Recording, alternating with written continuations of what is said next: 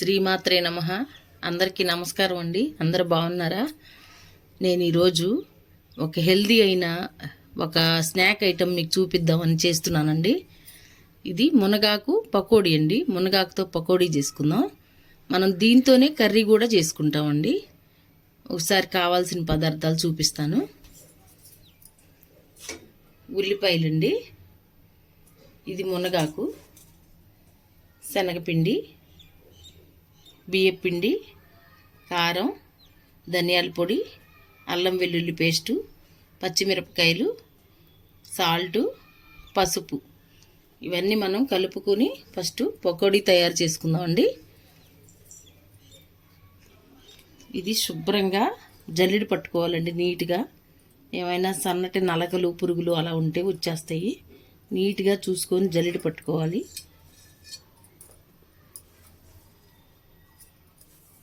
నేను జల్లెడ పట్టి పక్కన పెట్టానండి.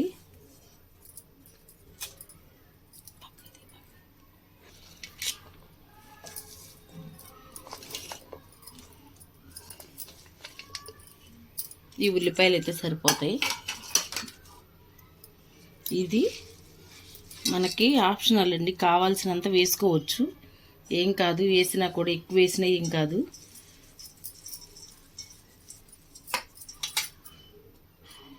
ఇది ఒకరోజు నిలవ ఉందండి, కొంచెం నేను చూసుకోలేదు, ఫ్రిడ్జ్లో పెట్టలేదు, దానివల్ల కాస్త వాడినట్లుంది. ఏం కాదు, అయినా కూడా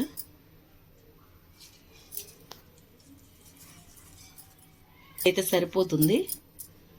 ఇది పచ్చిమిర్చి మన కారానికి తగినంత వేసుకోవచ్చండి. నేను కొద్దిగా వేస్తున్నాను.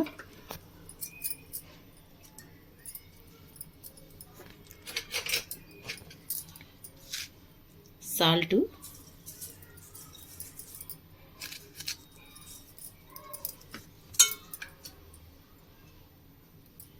పసుపు, ఇది ఒక 3 స్పూన్లు బియ్యపిండి అండి, వరిపిండి,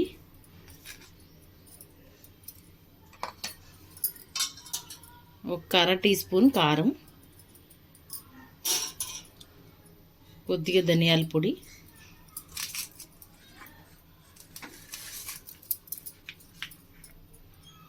అల్లం వెల్లుల్లి పేస్ట్ 1 టీ స్పూన్. ఇంకా మనం దీని మీద ఇంకొద్దిగా పిండి వేసేసుకుందాం.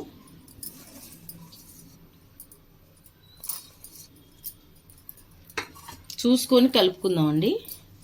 ముందుగానే నీళ్లు పోయకూడదు, ఎందుకంటే మునగాకులో తేమ ఉంది, ఉల్లిపాయల్లో ఉందండి, మనకి సరిపోతుంది. చాలకపోతే కొద్దిగా నీళ్లు చిలకరించుకుందాం.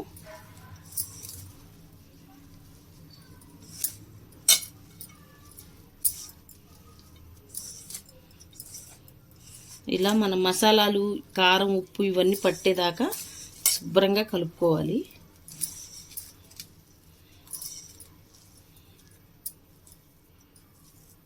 ఈ మునగాకు విడిపోవాలండి శుభ్రంగా, ఉల్లిపాయతో పాటు కలిసిపోవాలి.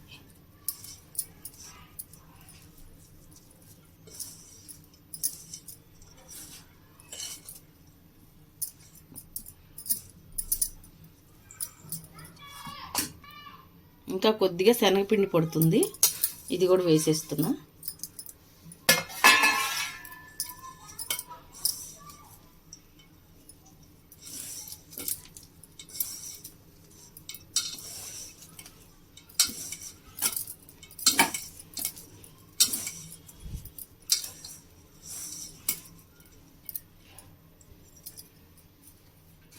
కొద్దిగా నీళ్లు చిలకరిస్తున్నాను, చాలలేదు.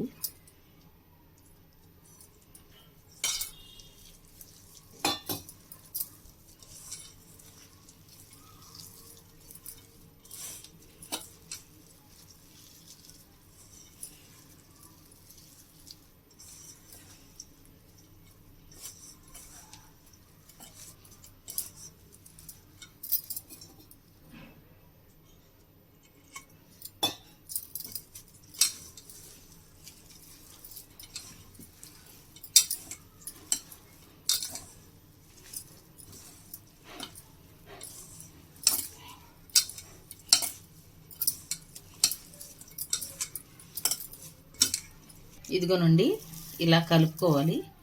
కొంచెం బాగా మెత్తగా వద్దు, మరీ ముద్దగా, మరీ పొడి పొడిగా వద్దు. ఇలా కలిపితే ఈ మునగా ఉడకటానికి సరిపోతుంది మనకి తేమ.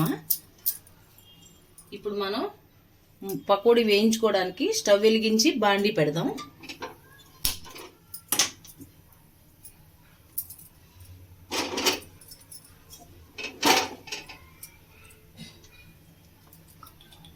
ఆయిల్ వేసుకుందామండి.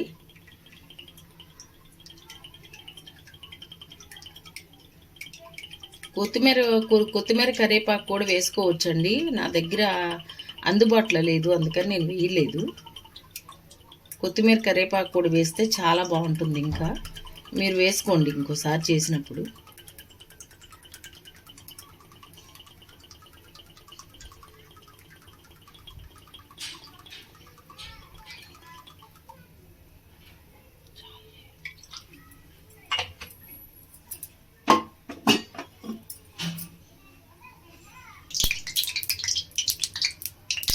నూనె వేడైందండి, వేసుకుందాం ఇప్పుడు పకోడీలు.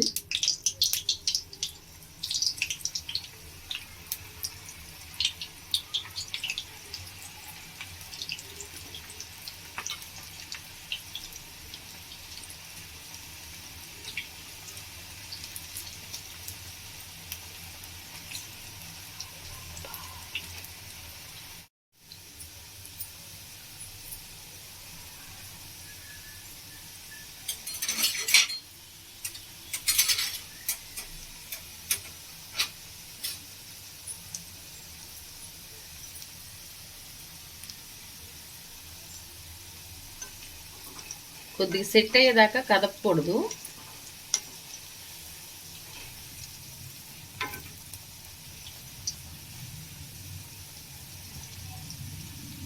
త్వరగా అయిపోతుందండి. మనం నీళ్ళు వేయలేదు కదా ఎక్కువ, ఒక 4 చెంచాలు చిలకరించానంతే.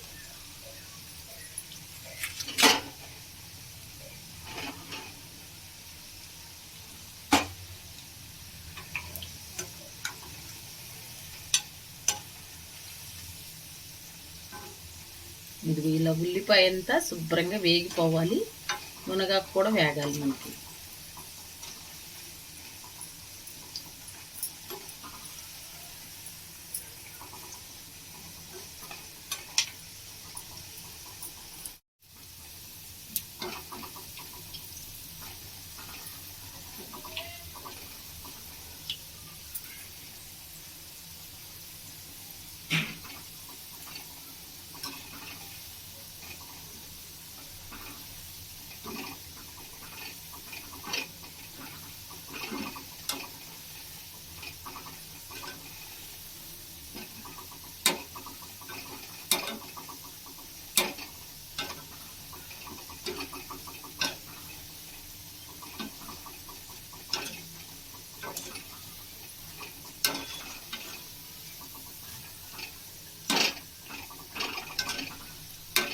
కొద్దిగా ఇదిగోండి, ఇలా వేగిపోయింది శుభ్రంగా. చూడండి, ఆకు కూడా ఎక్కడ పచ్చి లేదు, చక్కగా ఉడికిపోయింది, వేగిపోయింది. అది సౌండ్ కూడా గలగల అని వస్తుంది చూడండి.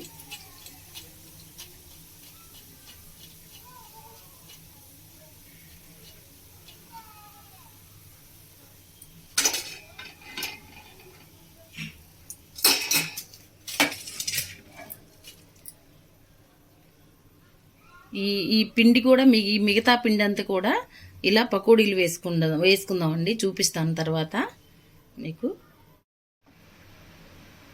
ఇదిగోండి, మన పకోడీలు ఇలా రెడీ అయిపోయినాయి. ఇప్పుడు మనం దీన్ని కర్రీ చేసుకుందాం. ఇది పర్ఫెక్ట్గా వేగిపోయిందండి శుభ్రంగా. ఆకు కూడా శుభ్రంగా వేగిపోయింది చూడండి, ఎక్కడ పచ్చి లేకోకుండా వేగిపోయింది, గలగలలాడుతూ ఉన్నాయి. ఇప్పుడు మనం దీంతోనే కర్రీ చేసుకుందామండి. చూపిస్తాను ఒకసారి. ఇప్పుడు స్టవ్ వెలిగించి కడాయి పెట్టుకొని ఇది ఆయిల్ వేస్తున్నానండి. ఈ మందంగా ఉండాలని కొంచెం కుక్కర్ది పెట్టాను, కుక్కర్ గిన్నె.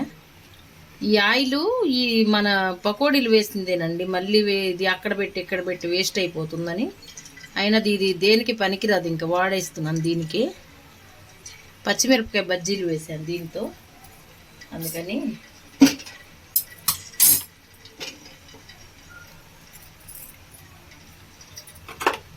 కారంగా ఉంటుందిగా, అందుకే వాడేస్తున్నా. ఉల్లిపాయలు వేస్తున్నా,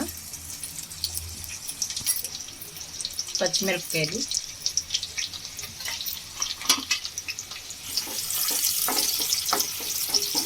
చాలా బాగుంటుందండి ఈ కర్రీ మాత్రం. ఒకసారి చేసుకుని చూడండి అందరూ, అసలు ఎంతో టేస్టీగా ఉంటుంది.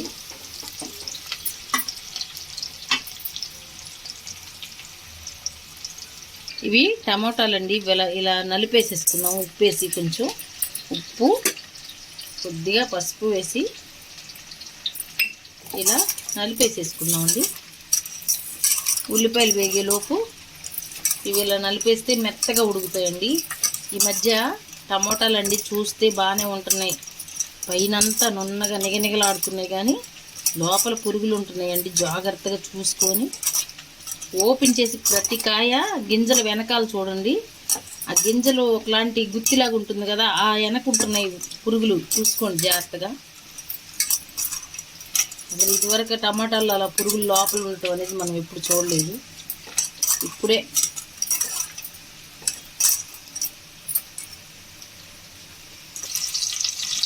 కూరకి సరిపడా ఈ కారం వేసేస్తున్నానండి ఇందులో.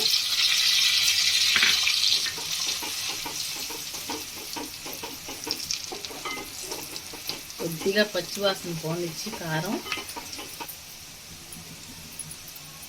ఈ టమాటాలు కూడా వేసేసుకున్నాం.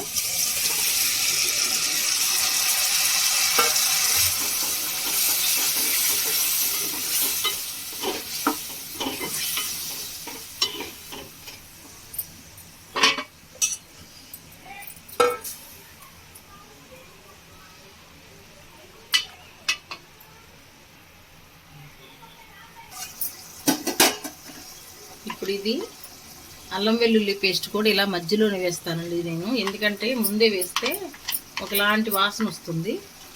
ఇప్పుడు ఇది మంచిగా కమ్మగా ఉంటుంది ఈ వాసన. ఈ పచ్చి వాసన పోయేలోపు ఈ టమాటాలతో పాటు ఉడికిపోతుంది శుభ్రంగా. ఇదిగో మనం వాటర్ ఏం పోయలేదు కదా, అలా ఉప్పేసి నలిపేస్తే ఇలా వాటరు రిలీజ్ అవుతుందండి ఇందులోకి.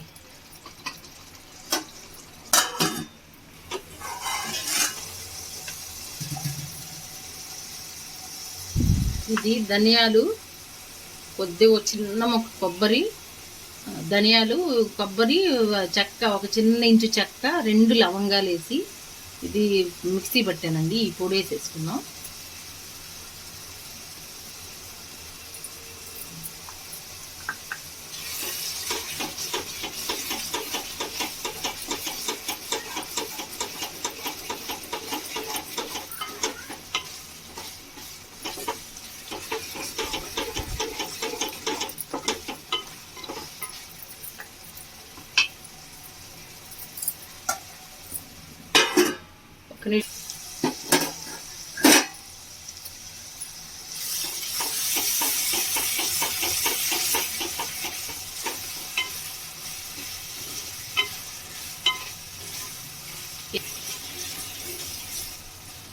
అడుగు మందంగా ఉన్న గిన్నెలో చేసుకుంటండి, కొద్దిగా అడుగంటకుండా చక్కగా గ్రేవీ అంతా దగ్గరకు వచ్చే వరకు వేయించుకోవచ్చు. మనం ఒకలాగా వేయించి, ఇప్పటి వరకు ఒక్క చుక్క నీళ్ళు పోయలేదు.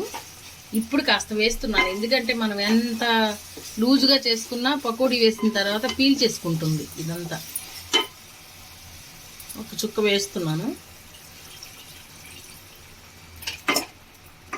ఒక టీ గ్లాసు నీళ్ళు వేసానండి, అంతకన్నా ఎక్కువ వేయను.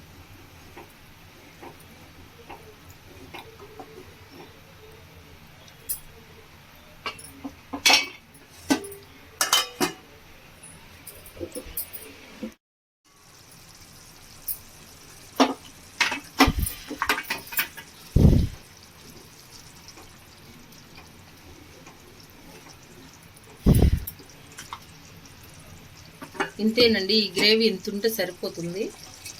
మనం ఇప్పుడు పకోడీలు వేసేసుకుందాం.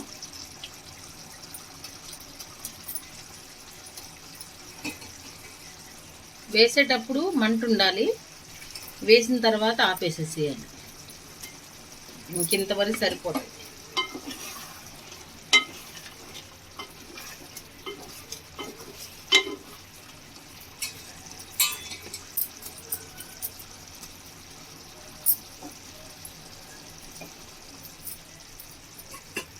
స్టవ్ ఆఫ్ చేశానండి. కొత్తిమీర వేసేసుకున్నాం పైన. మనకి శనగపిండి ఇవి ఇలా చేసుకున్నామని ఏం ఫీలింగ్ అవసరం లేదండి. ఎందుకంటే మనం ఆల్రెడీ మునగాకేసాం. అందులో ఎంతో హెల్దీ ఉల్లిపాయలు ఉన్నాయి. చాలా మంచిదండి ఆరోగ్యానికి.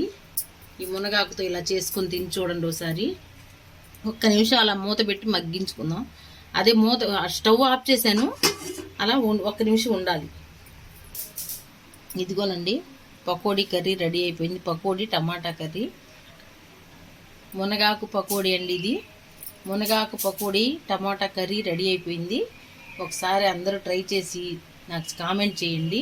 ఎందుకంటే ఇది కొత్తగా అని అనుకోవద్దు. పాత కర్రీని, ఇది పాత రోజుల్లో అందరూ చేసుకునేవారు. కాకపోతే కొంతమంది తెలియపోవచ్చు. కానీ ఒకసారి చేసుకొని తిని టేస్ట్ చేసి నాకు కామెంట్ చేయండి. చాలా బాగుంటుందండి ఇది. దయచేసి సబ్స్క్రైబ్ చేసుకోండి, సపోర్ట్ చేయండి మా ఛానల్కి. ఇది ఇలా ఉందని కాదు, మెత్తగా అవుతాయి. ఇప్పుడు కొంచెం సేపటికల్లా మెత్తగా అయిపోతుంది. ఈ పకోడీ అంతా స్మూత్గా అయిపోతుందండి.